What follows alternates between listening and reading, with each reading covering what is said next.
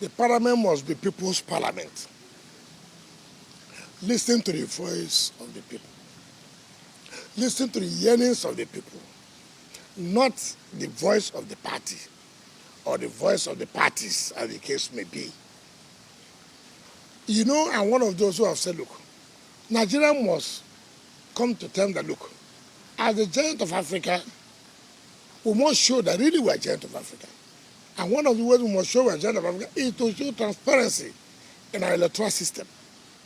And people have come out to say, look, one of the things we must show we are transparent is that there must be electronic transmission of results for people to have confidence, to reduce the hijacking of ballot papers and ballot boxes. So when you go and hijack, it makes no sense because results must be transmitted electronically, right? So you see, and that will also save lives of people. Because when people go and rig election and hijack, people will want to fight back. And in fighting back, one person or other people may lose their life, which is not necessary. At this stage in our democracy, Nigeria must be noted for something, that we have moved from one stage to the next stage, and which is that we have abandoned the manual way of declaring results and to do electronically transmitted results, which is an advantage to us. So if the two chambers, by the two joint committees, have recommended to the both chambers to say, look, we have to allow electronically transmitted results, I think it's a welcome development. I think it is good for our democracy. I think we must commend them. When you do the right thing, we commend you. When you do the wrong one, say, no, you've not done the right thing. It's not a personal thing. It's not that you don't like the National Assembly. But that when we see any bill that anti the people, anti the country, it is for you to say, look, gentlemen, this is anti the people, this is anti the country, we should not allow that.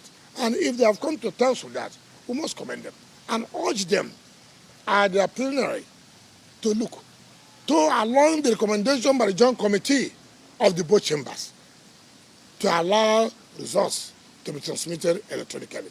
That it will give confidence to people that, hey, now I can go and vote. And when I vote, my vote will be counted. Unlike before, some people say, what am I voting for? At the end of the day, when I go and vote, the results will not be declared. They'll go and write the results. But this now may not be the case again. It will reduce that. And you can see that politicians will now sit up to say, listen, if you don't do well, now the results will transmit electronically, no way for rigging. Only those who support rigging are against results to be transmitted electronically.